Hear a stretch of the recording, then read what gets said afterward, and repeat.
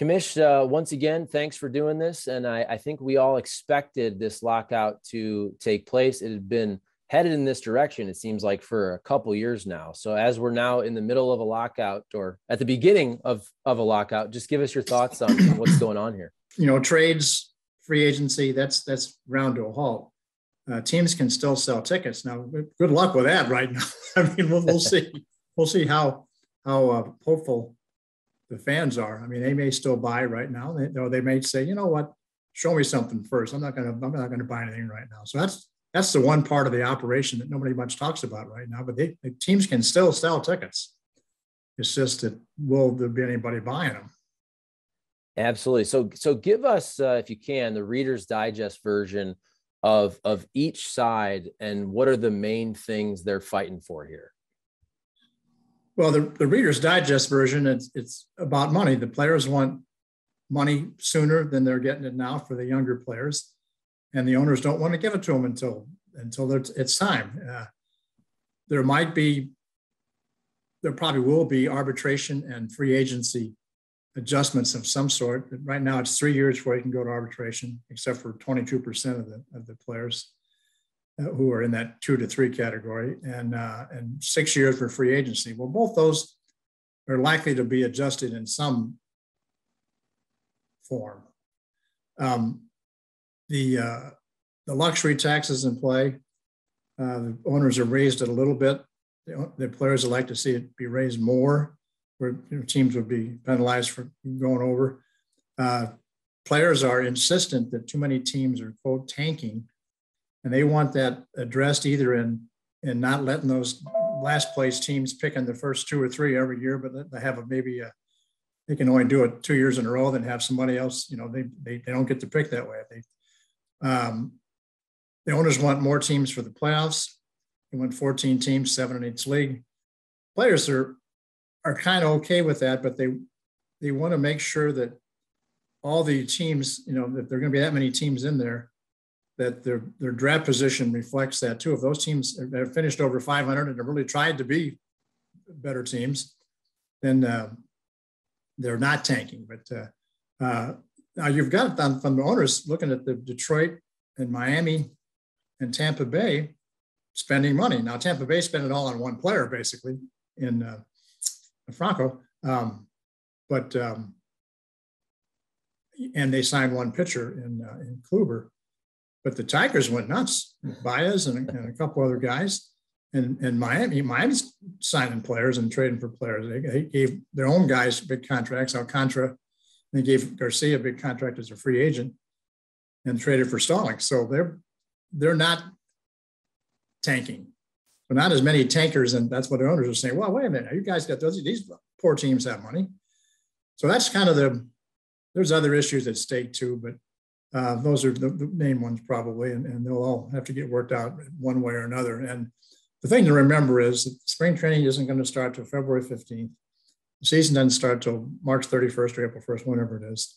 So there's a lot of time here. The owners didn't have to do this necessarily, but I think they did it to make sure they know what the rules are when they start, signing guys to contracts or trading for guys. They want to know what free agency is, what arbitration is, and what everything else. So, and the players, I think a lot of players made some money here right now because they were anxious to get deals done. Most of the big names are off the table, other than a couple of shortstops, Story and Correa, and almost all the big pitchers are signed. And my next question was going to be about the timing. If you can have good timing for a lockout, this is good timing because, as you mentioned, you have 2.5 months till spring training and then another month or so until games. Do you think this will linger? Will it impact spring training? Will there be a shortened season in 2022 if you had to estimate? I would estimate no right now, but we're not in the negotiating room. And I'm hopeful that even before the holidays come up, these sides will sit down many times to talk about these things. You can't, when you have like 20 items at stake, you don't negotiate all 20 of them at once. You get these 2 and then those 2 and then these other ones and then go back and then, okay, let's go on to the next ones. And there's no reason not to have a season start on time. Or spring training maybe could be condensed a little bit. neither side is that stupid, are they, to to have a stoppage in the season, or a shortened season, or no season would be crazy, and a shortened season, anything involving the season's games would be crazy, and the fans will not stand for this from either side. They'll hate both sides. They'll boo the players, they'll boo the owners, they'll boo everybody. But if it resumes after a long layoff.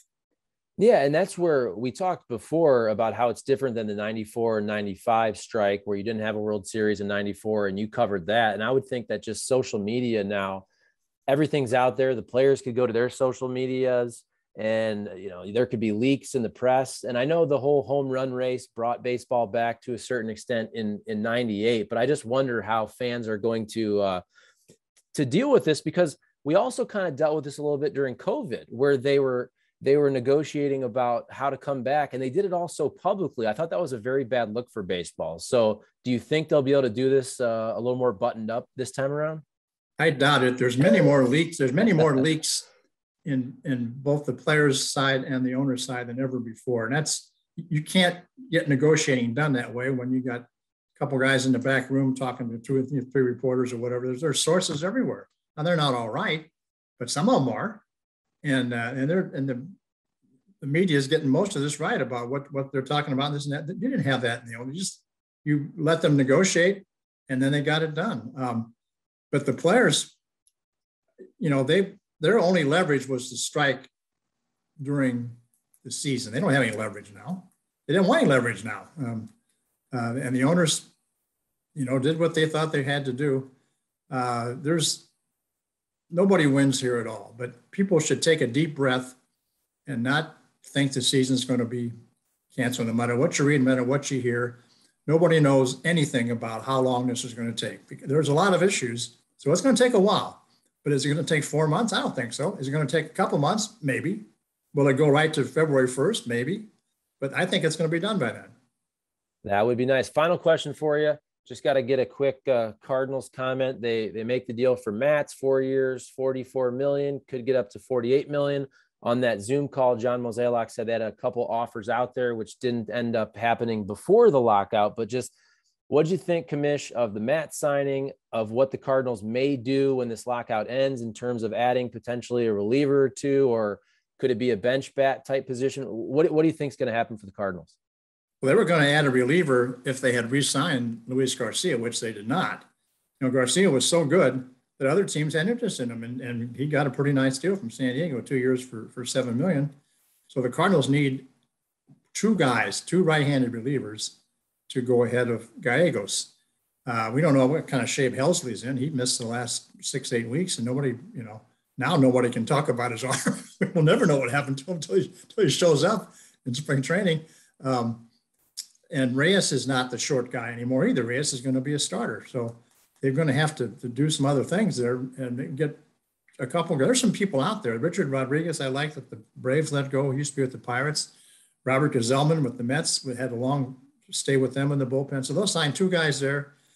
And they will have to have a left-handed hitter who can play first and third primarily, I think, as backups to Goldschmidt and Arenado. I love Colin Moran, who the Pirates let go. He's like a .330 hitter in this ballpark, and he's a .367 hitter against the Cardinals overall for his career. So he plays third and first. He's not a Gold Glover either one, but you can put him out there. They had nobody they could put out there now. Rondon, you really couldn't put out at third base or at first base. And they need another left-handed hitter who could also be a DH part-time for him. That's perfect. I like Colin Moran. That's a great suggestion right there. Thank you, as always, Commish. Appreciate the time, man. You bet, Charlie.